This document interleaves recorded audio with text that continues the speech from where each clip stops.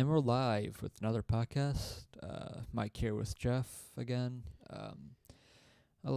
This might be a little bit of a rant later on, but I'm there's looking still a forward good to amount it. to talk I've never about. heard, by the way, I don't think for those who typically listen to the podcast, I don't think of all the years I've known him, I don't think I've heard him rant about some stuff, but not about Flyers, especially on air before. So this is going to be fun. This is a real treat for you guys. Mm-hmm. But like Mike said, we do have plenty to talk about. We have, of course, the Flyers. We have his little rant he's going to go on, which I cannot wait to hear. Mm-hmm. A recap of the Flyers-Devils game, their preview of tonight's game against the Colorado Avalanche, and, of course, some news around the league. But that's actually what we're going to start off with first because there's not as much to talk about for once. There's still a bit. There's still a good not, amount. Not nearly as enough.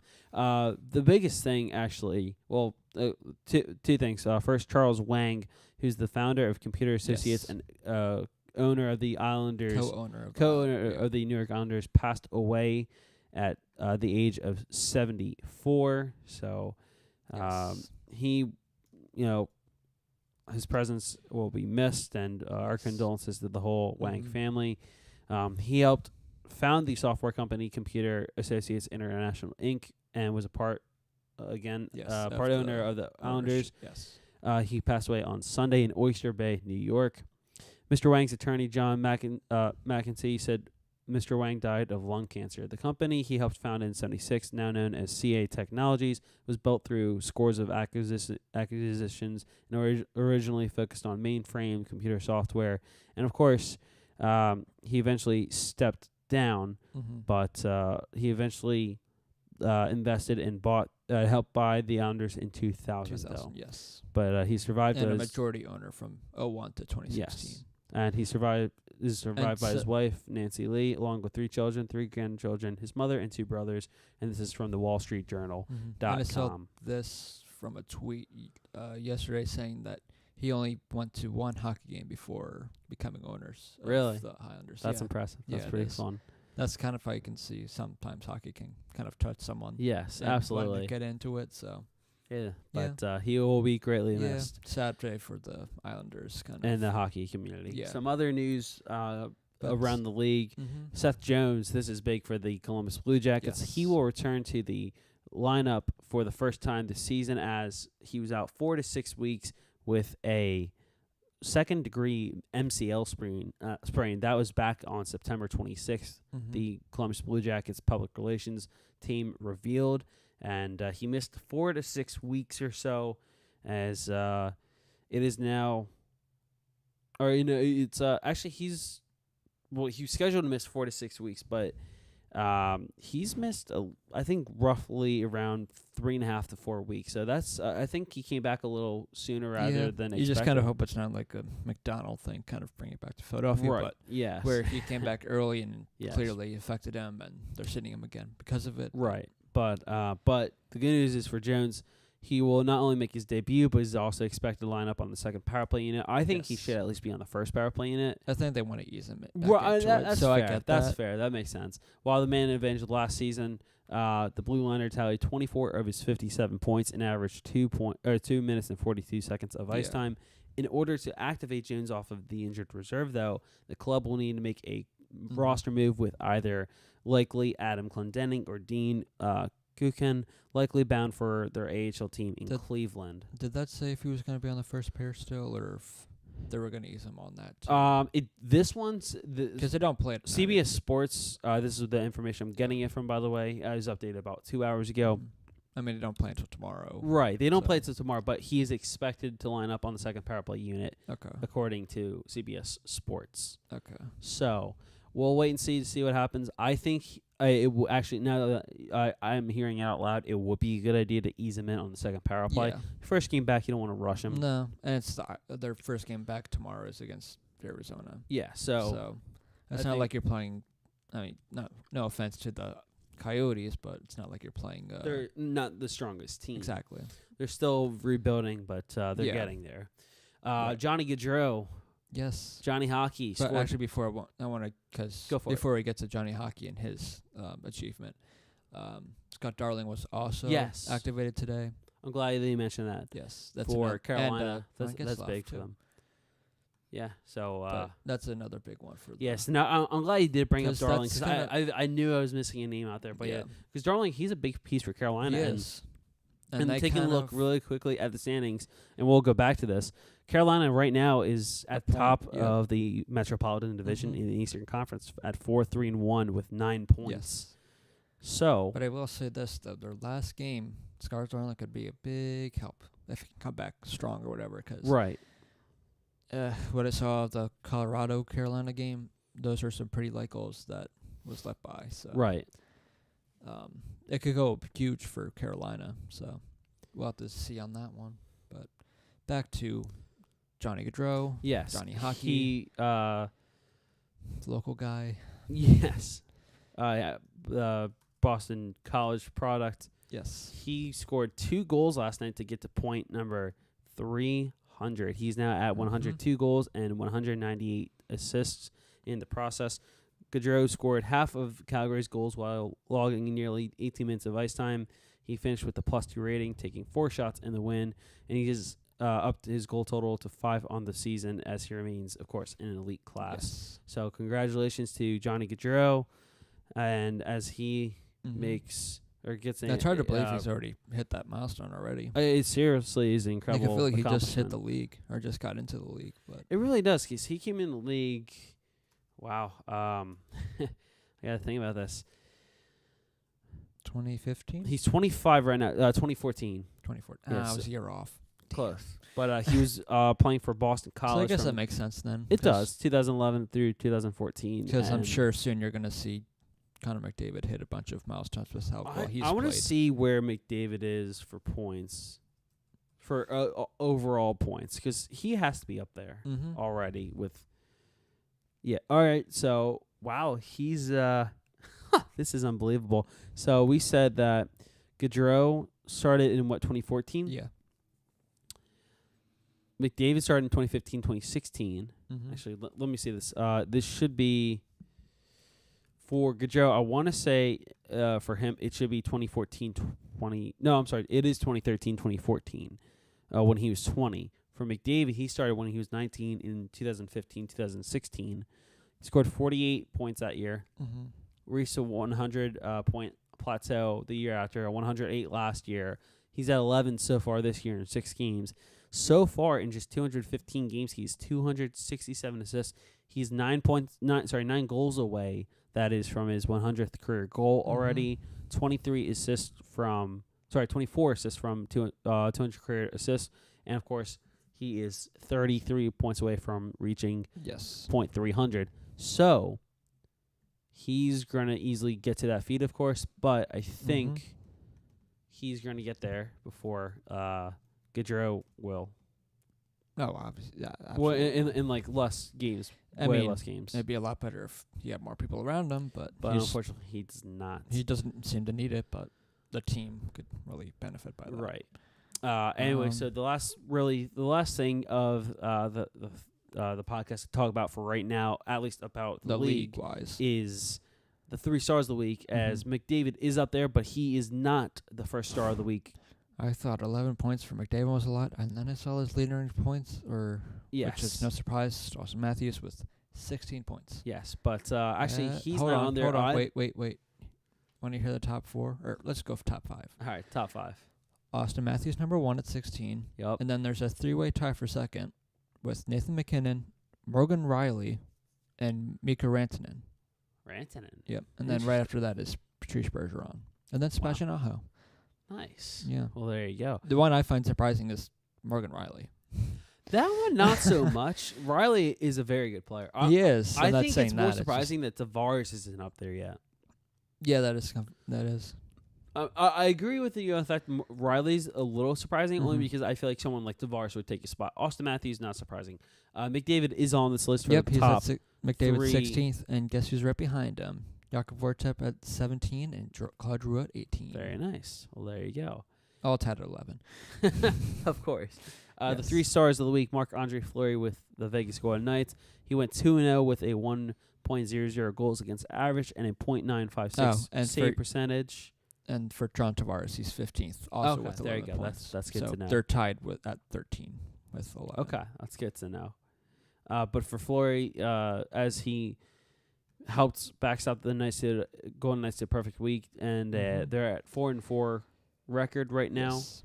The second star of the week. Streak. Yeah, and that's impressive for Vegas too. After such a rough start, they certainly seem like they're back on track. Which isn't that surprising. Right. I mean, losing Stastny hurts, but no. Oh, sorry. You're right. I had to think of like Stastny. What do you mean? Paul right. Stastny, Yeah. Center. For injury. Yes. Yeah, that guy. Yeah, that guy. Second star is Connor McDavid on this list, though. Is anyone surprised by that? No. Anyone? Surprised he's not number one, but I'll tell you who number one is in just a second. But McDavid is tied for third in the league, as he just mentioned, scoring 6 points in 3 games, 2 goals and 4 assists, as Edmonton recorded 2 overtime victories in 3 starts to improve to 3-3-0 on the season. McDavid began the week with a 2-2-4. 4 points, 2 goals, 2 assists, that is, in a 5-4 overtime victory over the Jets on October 16th.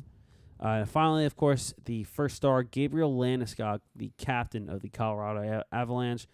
Wow, what a start this guy is having. Yeah. He has led the NHL in goals and finished tied for league lead in points in just 3 games played with 7 points. Yeah. As Colorado gained 5 of a possible 6 points to improve the record to 5-1-2, and they're also the opponent for the Flyers in tonight's game. And we'll of course get that preview matchup in just a little bit. But those are your 3 stars of the week, and they that can be found on NHL.com.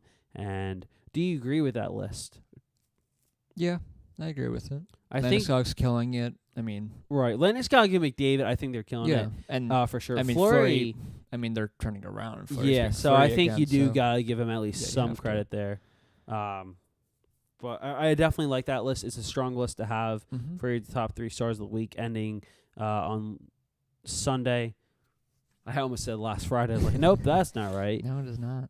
Just because the day of the weekend's on a Friday does not mean the hockey stops. Yes.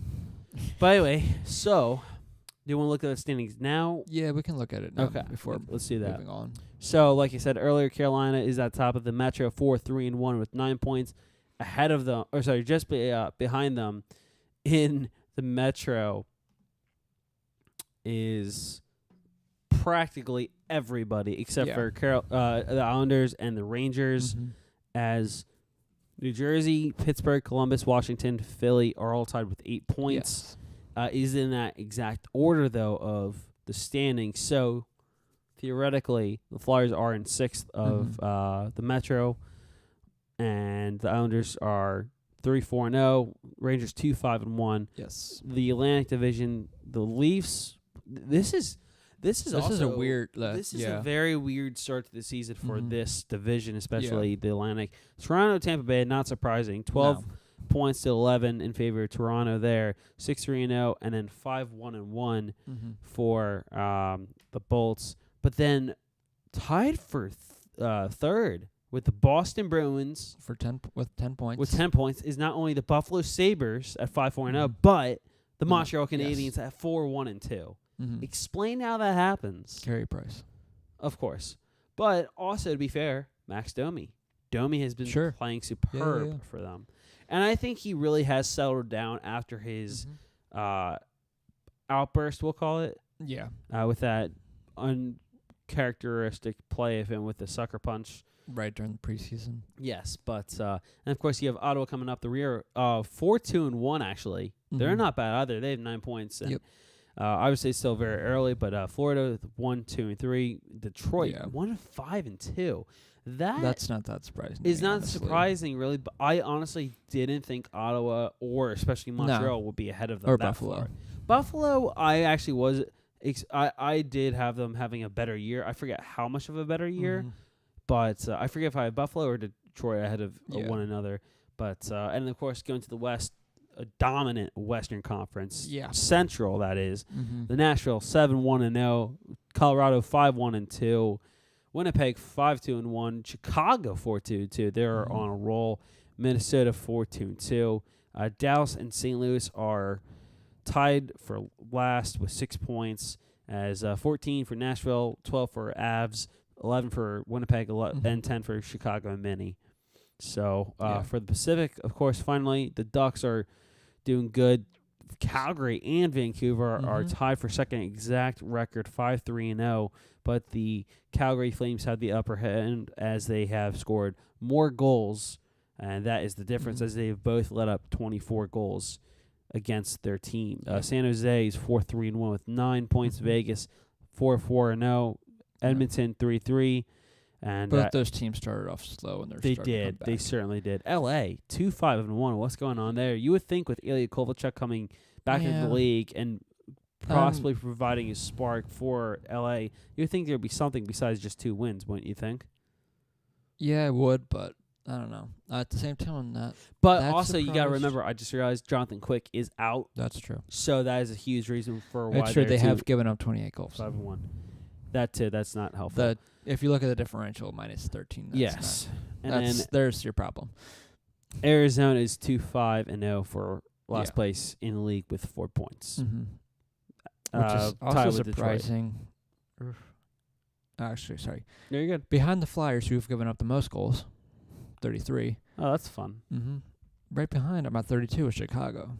Nice. Why they're Toronto surprisingly has given up 30 goals, but they've scored 34. So of course, that's no harm, no foul. That's kind of their thing. I mean, that's kind of their thing. I love that. Frederik Andersen has been good in the past couple of years, but the defense isn't that great, and they have such great offense, so you can kind of you can. So that makes sense. Yeah, with the offense you provide. I'm just a little surprised on the fact that, or if you notice some of the other better goaltendings, that's another thing. Picarina was hurt too. Yes. So that could be a big loss for Nashville, but they have a good backup too, so I don't know. Because I want to take a look really quickly at the Maple Leafs defensemen, because at least in my opinion, you would think I don't know.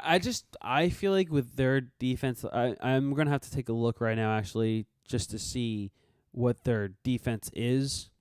What, from Toronto? Yeah, because looking at it, they have Jake Gardiner, Morgan Riley. Those are obviously your top 2 players. Players after that, okay, that makes more sense. Yeah. They have Nikita Zaitsev. I'm not a big fan of him. Martin Marincin, Justin Hull, Ron Hainsey, Travis Dermott, and Igor Ozaganov. Yeah. Something like that. Sorry, botched name. That's not the best depth defensively. Now looking at that makes more sense on why they've given up 30 goals. Yeah. You could say the same thing for Flyers, but that's also because goaltending hasn't been the best and defense hasn't been the best. But we'll get to that. Washington's given up a good amount too. They have. But overall, though, those are your standings in this year's league so far for the NHL. Of course, I think the biggest surprise for me is probably Vancouver, but yeah, I think it's still obviously Calgary. very I'm not early that on. surprised with, because I thought they would be better with the additive. James Neal. Yeah, James Neal. But I almost also said Jordan with, Neal. I love Jordan Neal. Yeah. But also they added Dougie Hamilton. Yes. And then also. Or no, they got rid of Hamilton. They got Noah Hannafin and Elias Lindholm. St. Louis is starting off slowly as well. Yep. But I certainly think that some of these teams, of course, are surprising. Montreal, I think that's the biggest shock. The Central is going to be the hardest one to try to claw back for, with Dallas and St. Louis only have 6 points, but it's still early, so don't take much into that. Right. They've also played one less game than all the rest of the teams. Yes. So. But now on to the Flyers. Yes, we'll transition here to the Flyers. They played the Colorado Avalanche for the second and last time this season.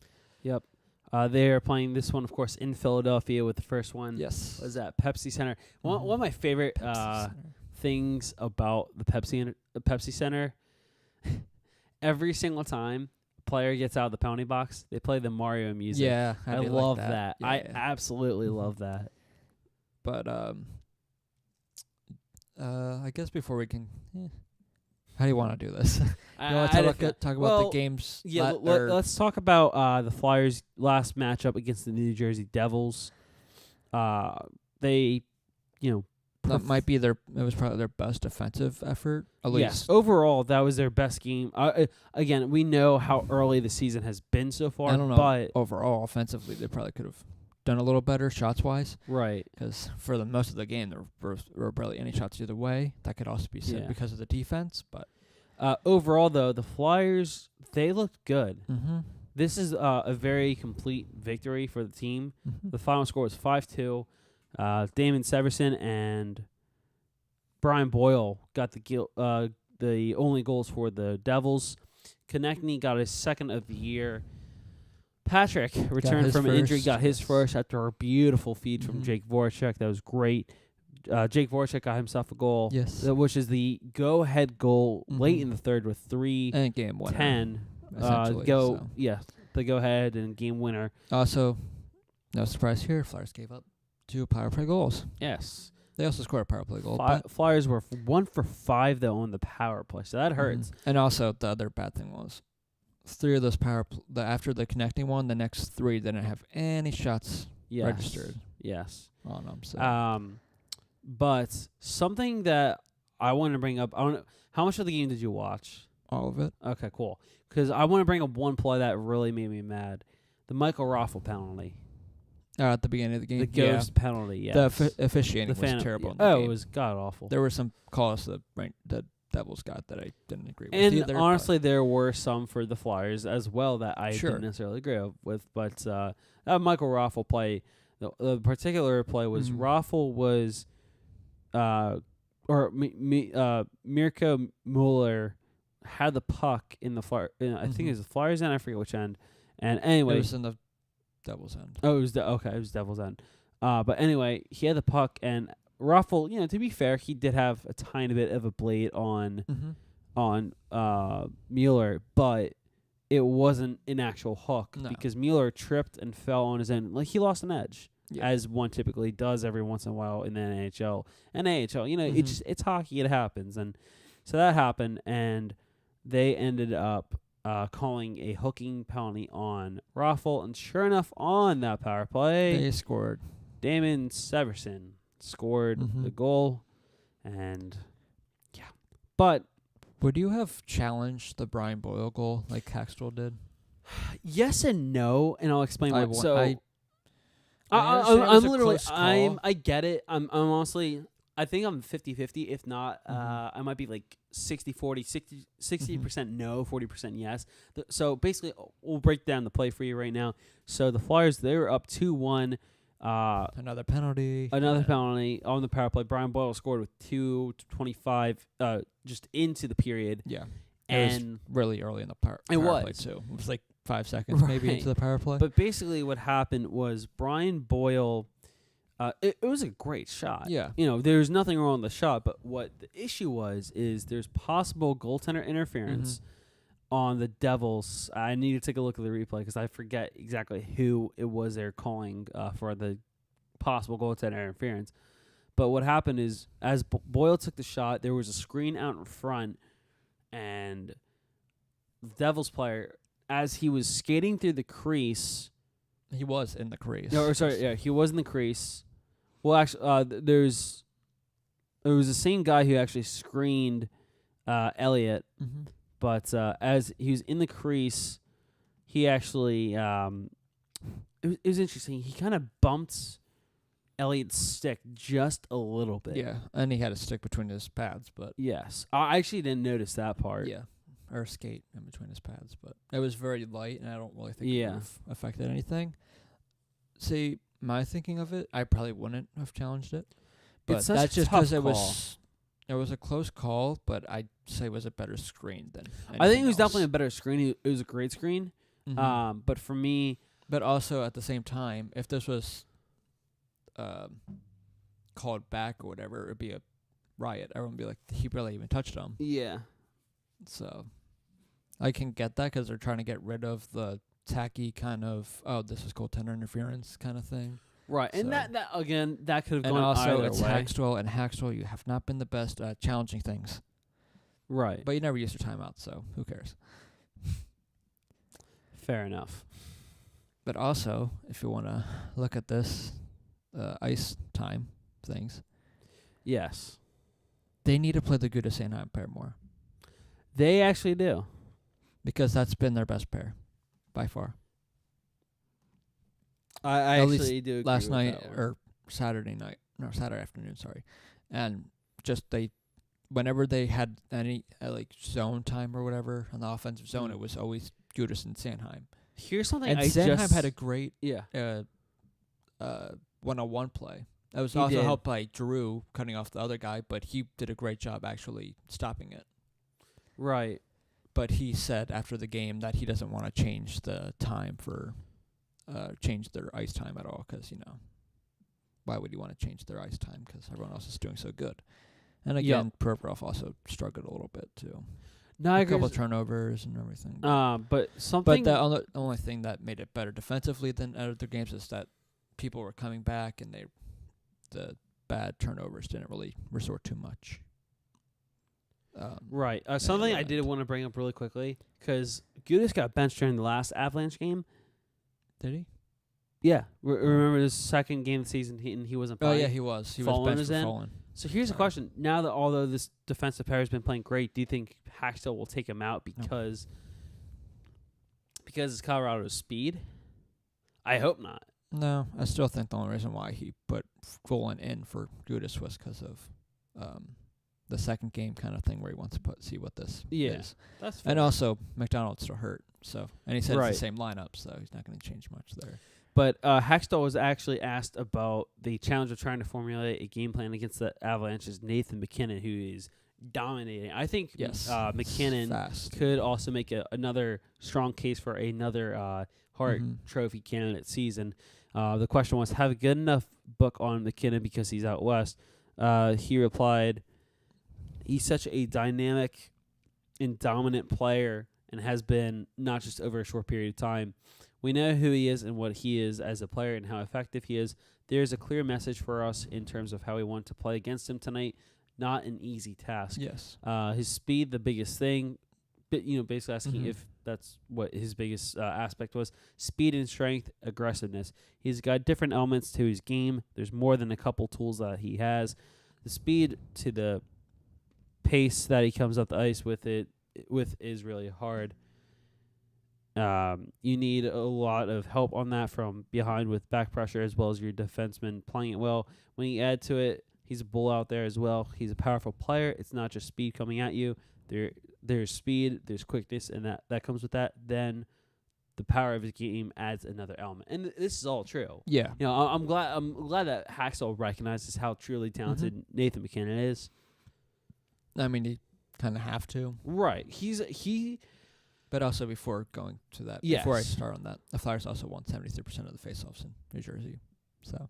Yeah. Oh, I'm sorry. I completely forgot about that. Yeah. But the faceoffs, it was like every faceoff. I swear. They even took Heischer off the first line too. I was actually surprised by that. Heischer didn't have a great game. Yeah, it was funny because people were, NBC Sports Philadelphia had the poll. Who do you think will have the better career, Nathan? Which I don't know why you would ask. Sorry, why Nico you ask fans Patrick. That when you know for a fact it's just going to be Patrick because he's a Flyer. So. Yeah, exactly. It's going to obviously be biased, but even if it was who would have a better career, Connor McDavid or Nolan Patrick, everyone would still say Nolan Patrick. Nolan Patrick, yeah, yeah, because obviously they're biased. But yes. All right, so I want to ask you this question right now: Who over? Obviously, it's going to be easier to say in 2020 hindsight in 10 years. Who do you think's going to have the better career, Patrick or Hischier? Because they're both phenomenal players. And Patrick, I think it was said by JJ during the game that I think he has more upside than Hischier. Yeah. And also, I mean, honestly, I'm stuck right now. Hischier's more of a, I would say, kind of as a sniper kind of. Yeah, no, that's fair. And Patrick's more of a playmaker. Yeah, no, and for I sure. prefer playmaker. Right, because even though that's every one of the Flyers and everyone hates that because they don't take enough shots. Yes. Which, I mean, I can kind of get, but at the same time, let the play develop and see what happens. But yeah, I think being a playmaker is more valuable than just taking the shot. But that's just my thinking of things. What are you thinking on that one? I agree with the whole, sniper versus playmaker. it depends what the team needs. For the Flyers, I think it's more about playmaking than sniping. Yeah. And even if they did have that first overall pick, I think now looking at it, they still would have taken Patrick. Yeah, I would have. Because I think he's a better fit for their team. Yeah. But that being said, I'm not saying Hischier won't be a bad player. Oh, no. Honestly, I'm a big fan of Hischier. I originally at first wanted the Flyers to draft Hischier if he was there. But regardless, if Hischier was available, they would have taken him. That's clear. But part of me was hoping for Patrick. Part of me was hoping for Hischier. Either way, I knew the Flyers were getting a great player in one of them at the second overall pick in 2017. But I certainly this is still tough for me. It depends on the team and the situation. But for the Flyers... No, my favorite thing was after the game. Oh, what's that? It was an interview that I saw that Voracek gave. They were asking him that he was playing really, how well he did because he scored and everything. He was doing well. I was like, oh no, I play like horseshit. Yeah, I see that. Oh, that was great. I love that. And he was like, not everything's just put on points or whatever, which I agreed with. There's more to it than just putting up points for how well he played. Even Drew didn't really put up any points, but he still had a great game. Right. No, he just did. Defensively and everything, so he was still a factor, but he didn't put up any points. But yeah, Voracek certainly had himself a great game. But he's so fun. I love Voracek. Yeah. He cracks me up. He's honest, though, so that's what I can say about him. But now we can kind of turn towards tonight's game, and I feel like we can't do that without going to the second game of the season against Colorado, where they lost 5-2. Yeah. Which seems to be a lot of games this year ended in 5-2. But that was the game. Van Riemsdyk got hurt, Robiev's first goal, and just all around not the best of games. Fullen's first game, which was not great at all. He kind of turned over a couple and ended up being a goal. He's been a nightmare. Yes. But, yeah. I know you want to be afraid for McKinnon, but like we said at the beginning of the podcast, Landeskog, I'd kind of be more cautious on at the moment. Yeah, Landeskog. I mean, they both scored. I certainly like last meeting Landeskog, but here's my question is, I think I like the guy. He's certainly off to a great start. A much better start because last few years he's been dealing with a lot of concussion issues. Yeah. He's drafted second overall in 2011. He's only 25, and he's already the captain of the Avalanche, and he has been the captain for quite some time now. This is his... he's actually been playing since 2011, 2012. This is his 8th season as a member of the Avalanche, and despite all the concussion issues, he's played in at least 72 or more games, except for the 2012-13 season because of the lockout year. He's played in 82, 36, 81, 82, 75, 72, 78, and obviously 8 this year. But he's played a majority of games. He has, which is good. You get a reliable player in him. His career high is 65 in 2013-14, but he's been consistent. Yeah. I mean, it's been a 20-goal scorer almost every year. It was a weird kind of couple years for Colorado because they made the playoffs like McKinnon's first year, and then they kind of fell off. Well, it was interesting. Last year they came back. Yes. It was certainly interesting. They made the playoffs, right? They did. They made it on last day as... Yeah, and then they beat the Blues to get to the playoffs. Right. I mean, they are a good team. This is kind of a game where you gotta hope the Provorov and them don't play right how they usually play, not what they've played this season. But that actually kind of leads me to this question I'm going to ask for you. What's that? Because last game they changed up the lines. They put Simmons on the first line. Yes. On the D pair, they put Haig with Provorov and Fullen with Gostisbehere, and they didn't touch the Sanheim Gudis line because they've been good. What do you think of that switch there? I think Actually, honestly, because I'm I assuming think it's kind of once made McDonald comes back, Fulham's probably going to be out, and it'll be rightfully Ghost, so. probably As much as I there.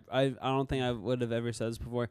I'm glad that McDonald's coming back, and I'm glad that he's going to be taking Fulham's place because Fulham. I don't know. I think if he comes back, he's going to be with Provorov again, and then Haig is going to be with Ghost again. Yeah. That's just my thinking, unless they think this Provorov Haig pair is going to work out, which no, I don't know. Because if it was me and I was Hakstol, and you see that the Provorov and Ghost pair is kind of struggling and you want to shake it up a little bit, I'd maybe put Provorov with Sanheim. That could work. I mean, honestly, I don't mind the Provorov Haig combo. Gudas with Ghost, and then put Fulham with Haig. I mean, I'm good with that. Or you can even flip the Sanheim Gudas pair, put Gudas with Provorov like you do on the PK. Yeah. But that's just kind of my... no, I know what you're saying. Because if you want to or change that kind of dynamic because they haven't started off strong, I can get that. But I don't get the move because I still like the Ghost Provorov pair. But yeah. But I think that it's a pretty good change. And Robert Haig actually says in a quote in an article written by Dave Isaac for the Courier, he mentioned in a quote for Dave Isaac. No. Robert Haig did. No, I said the Dave Isaac wrote it. Yes, sorry, the Dave Isaac. Yes. It's a person. Yeah, really, I haven't noticed. But playing with Provorov means being set to shut down the top opposing line. Saturday that meant running MVP Taylor Hall, who's a -2 while Haig was a +2. Yeah. Monday meant going up against Mika Rantanen and Nathan McKinnon. He said, "I take that as a big challenge. I love it. I think we did a pretty good job Saturday. It's so much fun to go out there and just shut down the guys and make their life miserable, make them pissed. When you see the top players get angry, you take their focus away for a second. It's fun." And he has the exact right attitude. It really is. It's so great. You think Couturier enjoyed it at the beginning of his career when he was pissing off Malkin? He loved that. Are you kidding And then me? they would always that take was cheap like his shots favorite at him. hobby. It was like his favorite hobby to do that. Yeah. And now he's doing it to everyone, but yes. But what do you think of Simmons on the first pair? Because I didn't realize, or I guess because Patrick came back, that they wanted to put him back with and it was also Voracek. Interesting. I think, really quickly, because I'm assuming they're thinking of their wish because Simmons is obviously leading goals this season, and Drew has a couple goals that maybe put them together, see what happens. I mean, plus they already have Couturier. prior great chemistry, right? You know, I guess I'm alright with it. But something really quickly, I don't know if you noticed, someone mentioned that, or I think it was even Hakstol mentioned in like a quote that Patrick, he missed the final few shifts. Yeah, he did. But the thing is, my thinking was because they were up by a little. Oh, right, and the same thing that they did with Konechny, where they don't want to play for like the last couple minutes because they're up or down by a goal. Yes, that's what my thinking was. But then thought it came out like he wasn't on the bench, but then he's not hurt, so I don't know. Yeah, but I know it's pretty much rant time for you. I want to bring up the situation about why you're going to go on a little rant here. So, Mikhail Vorobiev is being scratched for his third straight game. Yes. And Dave Hakstol said it's when, not if, Vorobiev gets back in the lineup. It will be soon, just not tonight versus the Avalanche. I have the entire interview question right here, or the questions for Hakstol and the answers. So the question was asked, Vorobiev stays out, risk him getting stale. Hakstol responded by saying, quote, "That's a hard trade-off right now. Misha is a young player that we want to keep advancing. Right now, he's got to continue to improve his game working after practice, working during practice, as well as watching. That was one of the benefits to the first couple of games out, being able to watch a couple of our centermen play at a good level. He can learn how he can assimilate some of those things into his game. If you can't tell, I'm annoyed already. Yes. There comes a point in time where he needs to go back into the lineup. We're very aware of that. So we just have to monitor that and evaluate it on a day-to-day basis." not making a change to the lineup today. That would be unfair to the players in the lineup from the last game. We're all aware of him as a young player. We want him to get him back in the lineup. Then put him in the lineup. He'll get back in. Put him in the lineup. Hold on, I'm not done yet. He'll get back in, and when he does, he's no different than anybody else. He has to compete at a level to hold that spot. That's the message. Then another follow-up question. Looking for more work ethic from him, Hakstol quoted, that's the consistency of it. That's something every player always thinks he's working hard. And Misha is a very competitive person. I believe the consistency of his play in all three zones can elevate that, and that'll be something I'm looking for when he does get back in the lineup. But when he gets back in the lineup. End quote. I don't get what he does with young people, with the young players. He does this every year with a young person. He does. Like, I don't know, but like I can kind of. And one set, because I kind of want to get to his kind of thinking of it, I can kind of get it if you send him for like a game, because you do get a different view from the press box of the game and everything. But at the same time, he's a young player and he should be playing. Yeah. He's done this with everyone except for Patrick and Provorov. He did it with Lundblom at the end of the last season. He did it with Haig. Konechny. Even Ghost. Ghost at one point. Yeah, I don't. Sandheim, he's did it with. Like, I don't. Like, he doesn't want to take Laterra out because he thinks he brings more value because he's on the PK and everything. Yeah. Which, if that's the case, then put him in for Weiss. Just put him in for Weiss then. Because what's Weiss doing? I mean, he had a good hit last night, or Saturday afternoon, but... What do you do? I mean, it was a very big hit, yes. But hey, who cares? And Mitch and I were making a joke like, did that hurt him? Or if that would be a suspension, so we had to be out for a couple games. So, but even if it's not, if you don't want to take Jorald out, I can kind of get that. Mm-hmm. Or if you think he's more valuable at the fourth line position, then because then you're just hanging Raffle out to dry because his line mates are terrible. And he's already not playing that much to begin with, and he's better than what he's playing with. And Mitch made a good point, because they either put Raffle with people that are better than him or worse than him. Yeah. Like, if it was the fourth line of last year with Lawton and Lier, that'd be great. But it's not. We should be in the press box. Yep. And I think if you don't want to take Laterra out, then you do what you do with every other line, where you have a center on the wing, which you're okay with, because you have Lawton on the wing with Wheel at center, right? Or no, Lawton's on the second line with Voracek and Patrick. Yes.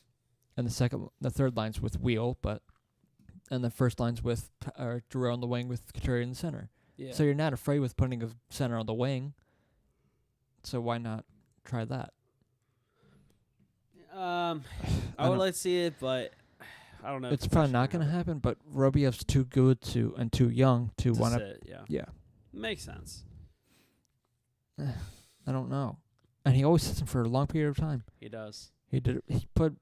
Wait. He played. Here's the question, though. And I know at the end of the season, Lundblom wasn't playing the greatest, but he put him on the fourth line at the end of the season, and then they put big him in benching here. Robert Haig played for 72 games or so, benched him for all the playoffs then he got hurt, and then he never played him until the playoffs. He got hurt, but regardless, even when he's healthy, he didn't play him until Game 6 when the Flyers were down 3-2. And in case you're wondering, Manning is still not doing well. Shocker. Because apparently, the other game, everyone was pissed at Manning in Chicago because there was a 2-on-1 and he just laid on the ice and they skated by him and they scored. And just remember, after last season, Sandheim played the second game and never really played a game until he came back from the AHL. Wow. Because Manning took his place. That's fun. Which also, Mitchell and I were talking about this too, because the goaltending hasn't been the best lately, obviously, because Pickard played terribly against Columbus. He let by a lot of light goals. And Elliott he's played good the first game and everything, but he hasn't been the best. Yeah. Who's their best goalie? Like, or I don't know why they don't take a chance. I know people are angry that they didn't take a chance or signing anyone, but there wasn't really anyone to sign besides Mason. He wasn't going to come here. And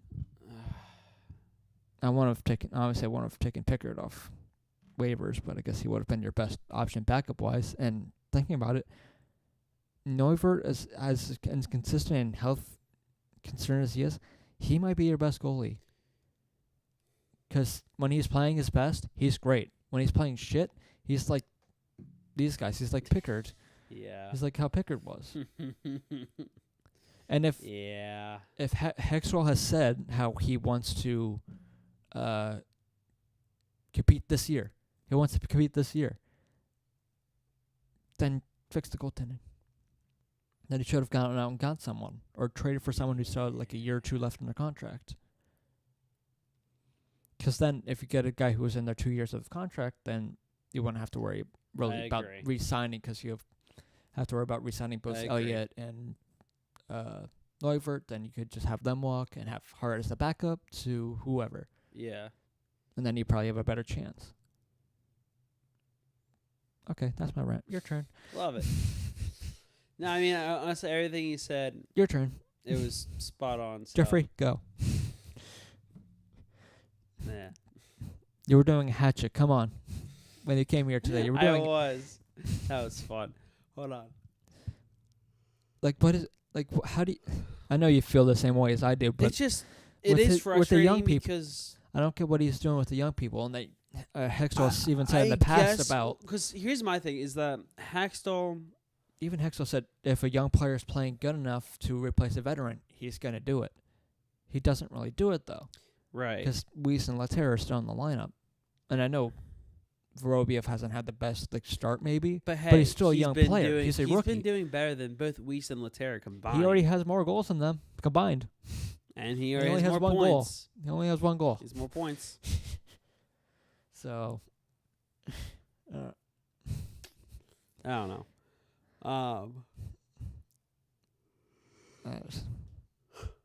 It is frustrating to see because Misha, he deserves to be in the lineup. I don't understand. Like, even if you don't want to take some of that responsibility away of him at center, because that might be a little too much responsibility at this point. Because it's only a third line center. It's not like it's the top 6 positions. It's a third line center, but Charlie O'Connor made a good point that it seems the third line center spot kind of went into the season.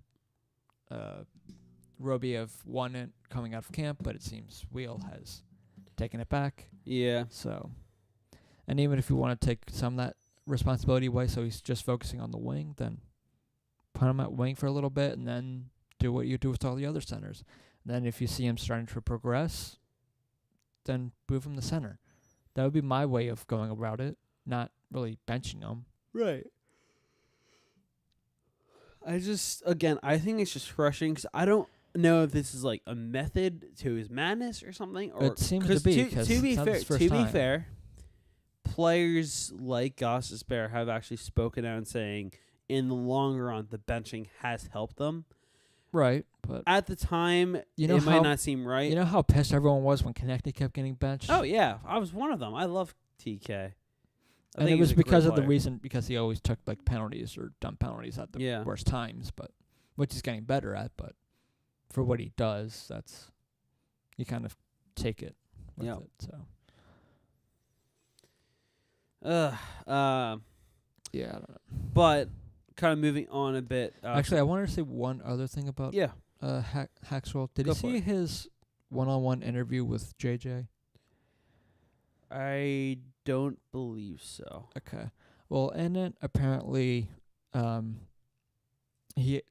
asked him about a question that Charlie O'Connor from The Athletic and Broad Hockey Radio and everything. Apparently, there was a question he asked either not last year, sometime in the past, to Dave Hakstol, and he didn't have a definite answer. Yeah, and apparently he didn't go into the specifics of what it was, but he and Charlie O'Connor went and watched game film, so Charlie can say what he was talking about. Wait. Repeat that whole thing? Yeah. What? Wait. He took Charlie and then watched game footage, so Charlie could ask him, or he could so he would know what Charlie was asking about. Wow. Yeah. I don't know. Did Charlie ever get his answer? I don't know. I don't know what. I want to ask him. That just came out 1-on-1 and the thing. Where? Hold on. It was just some question JJ asked. Are you playing Candy Crush while we're Maybe podcasting? I had to do it once. Wait, so it was Charlie O'Connor for Dave Hakstol. Yeah, but it was a question that JJ asked on the 1-on-1 about Dave Hakstol because he was asking what the question was, and Dave Hakstol didn't really answer. He just said what happened because he took Charlie and they went and watched film. Where? I know they talked. I think they talked about it on Brush Talkie Radio, but Mitch brought it up. I want to find it this up to me because he heard it from them. I want to. I have to text your brother and say, "Hey, where did you find this?" Because that was on the 1-on-1, and then talked about it on the Charlie. How long ago it was though? I don't know how long ago that interview. But that is really interesting. I might want to have to try to reach out to Charlie. Hey. So what? I don't know if he's gonna say it, but I don't know. That would certainly be interesting, though. I think it might have come out that happened in maybe 2016. I want to say. Oh wow! Okay. It didn't come out this past year. Yeah. Or whatever, but still, it happened before. That is interesting. But that was the last thing I wanted to say. About that's fine. That's fine. I'm glad you did bring it up. That is pretty interesting. I found that interesting. But some prospect updates. The second of the Flyers' first round picks, Jay O'Brien. The other night got rocked on a second period charging penalty by UConn's Carter Turnbull. So O'Brien did sit out for the third period and did not play 2 nights ago. That was tweeted out by Bill Meltzer. So that could be a big loss there. Sorry, but the 1-on-1 came out on October 14th, the 1-on-1 interview. That's good to know. I'll have to take a look at that. It's on Flyers TV. Interesting. If you want to find it later. In your spare time. I would love to. Talk to the people. Yeah. The 2 people that listen to us. Thank you. But some other prospect updates around the NCAA. Joel Farabee, the Flyers' other first-round prospect for Boston University, has 2 points. He is a goal in 3 games played. Tanner Lazinski already has 5 goals in 4 games played for Ohio State. Brendan Warren, 2 points in 3 games for Michigan. Noah Cates for the UMD Bulldogs, 4 points in 6 games. Jay O'Brien, as I mentioned, is out for Providence, but he has no points in 4 games played. Wyatt Kalanick, 6 points in 4 games for Wisconsin, so that's a pretty good start there. Mate Tomek for Nebraska Omaha in the Omaha. Thank you, Peyton Manning. NCHC is 1 game played. He's a 9.87 goals against average, .667 save percentage. And in case you're wondering, because I'm trying to pull it now, so if you're wondering how well, and there's not much games to play that's really been played in the AHL, but if you want to know what Hart's stats are, I'm trying to bring it up now. If you want to come up now.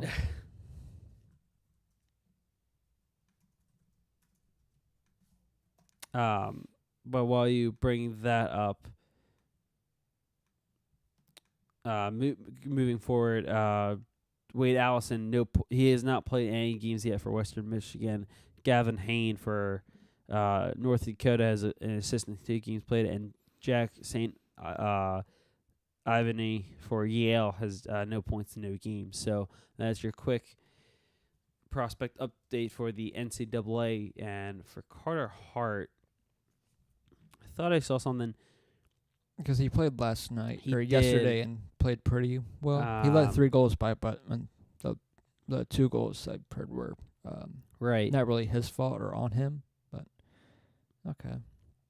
Well, in 4 games played, he has a 4.28 goals against and a 8.65 save percentage.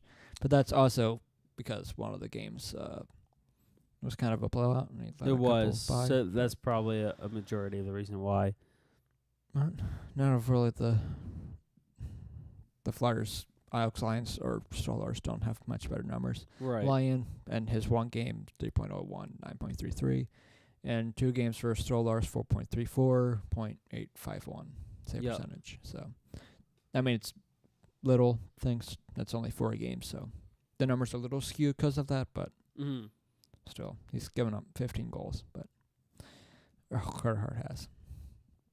But it seems to be they're having him play more than the others, which makes sense because he's more of value for the future. But that's what I just want to give you guys a Connor David, a Connor Hart. He's a Connor Hart, but a Carter Hart update, yeah. Also, if you want to go by that, Kubel Brennan's leading in points for the Phantoms with 10. Yeah. Rupsov's doing pretty well. Myers is doing his usual. Yeah, Myers has been pretty sharp. Rupsov had a good weekend. Yeah, Rupsov, I think, had 2 goals, and he looked very sharp. One of them was a pure snipe. Yeah. And, Morgan Frost, I can't believe we forgot about him. Obviously, he's in college, but... That's because he's so small. Yes, but he's been doing very well, actually.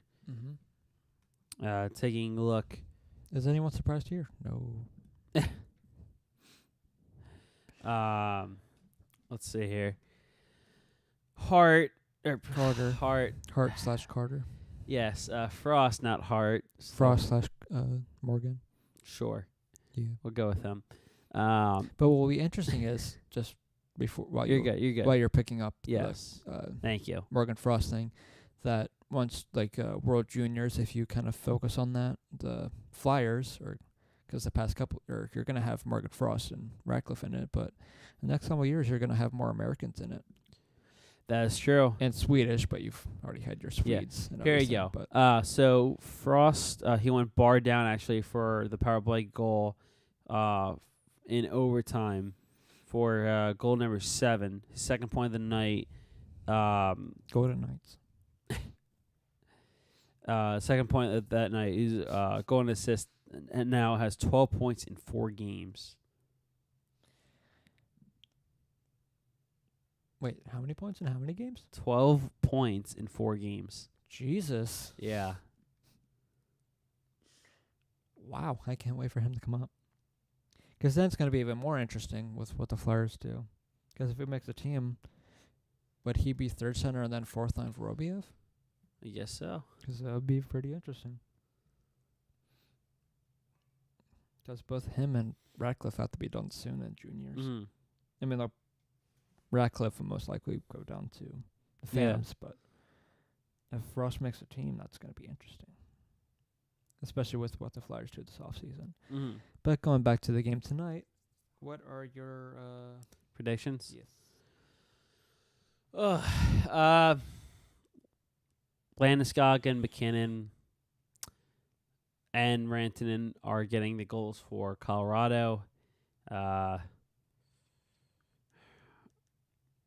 Flyers. Who do you think wins? I'm picking Avs. They're. I think I'm gonna go with Avs too. They're too good right now, which is surprising from where they were just a year ago. But going to say a 3-1 finish. The blown score for the Flyers will be Claude Giroux, and Colorado will score a goal on the power play, which is tradition against the Flyers.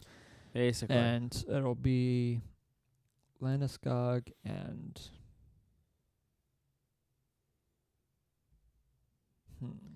I'm picking Landeskog, Rantanen, and McKinnon. Yeah. I'll go Landeskog. For the Soderberg. Ooh, Soderberg. All right. And Wilson, because he scored 2 goals against them last time. Which Wilson? Colin Wilson. Okay. I had to think about he scored twice in the first meeting. So I have Landeskog, McKinnon, Rantanen for Avalanche. What do you think the final? What do you think 3-2 actually? Okay. I think the Flyers are going to fall just short. Goals: Wayne Simmons and. Choo-choo. Speaking of choo-choo, the train rolling. Travis Konechny is going to get his 3rd goal in 3 games. Okay. So that's where I'm at right now. I also wouldn't be surprised if Lawton scores. He's been great this season so far. One, I like his game. It's shaped up. Sorry, I'm not speaking to Mike directly. No, you're not. The Mike. Darn it. His stats have shaped up tremendously. Those mics have shown up tremendously as well. You know what? You can just get out of here. This is your house, but you can just leave at any time, sir. Yeah. Gosh. But other than that, basically wraps everything up. The Flyers take on the Colorado Avalanche tonight, 7 p.m. at the Wells Fargo Center. Second and final meeting of the season. And I hope it's going to be a win, but it's probably not. Colorado's been on to a hot start. They have been. But, hey, honestly, you got to give them a lot of credit. They have really turned things around. I like the Avalanche. So I don't mind them at all. I don't have an issue with them. No. I absolutely love Nathan MacKinnon's game. He is superb. He's a terrific player. Yes. Certainly. He was kind of the one that kind of started all these, like, young players coming in that were, like, excited to see. Because it started with him, really? Because he came in before. It started actually with Hall. True.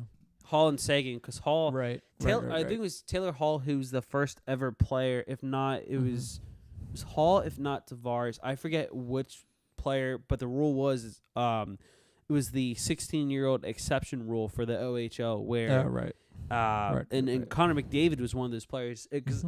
The rule is that there's very few players out there that are so good they get special exception for the OHL where they can forego and enter into the Ontario Hockey League draft at the age of 16. Yeah, get drafted and start playing. That's what I think it was. I'm pretty sure it's Taylor Hall first. I could be wrong. I thought it was him or Tavares. Yeah, I wasn't saying that. I was just saying it, like the recent, like the young, like skill guys that. All the guys are kind of getting, like the McDavid draft from then. Oh, I see what you're saying. Yeah. Sorry, I thought you meant like since Mac. No. Because I was gonna say it's definitely been a time before Mac, but sure. But no, I agree with that. As of lately, it's certainly been that. Like one of those guys that kind of completely changes like their future going forward and everything. Oh, for sure. Like everyone remembers like Edmonton every year being the first overall and all those guys not being anything. Unfortunately, I like the guy Sam Gagner, one of those guys. He was not a first overall pick. I know, but I'm just saying he's another high prospect.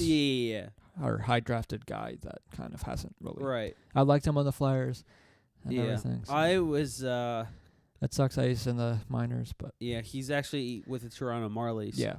He got traded there from Vancouver's AHL affiliate. But he's still under in Vancouver. Yes. But he got traded because they were trying to get him closer for his family, which I think is a classy gesture. Gesture. Yeah, there you go. Yeah, there you go. But I think that might be everything we have to say that's for about now. It. But until next time. Whoa. That was See ya. scary.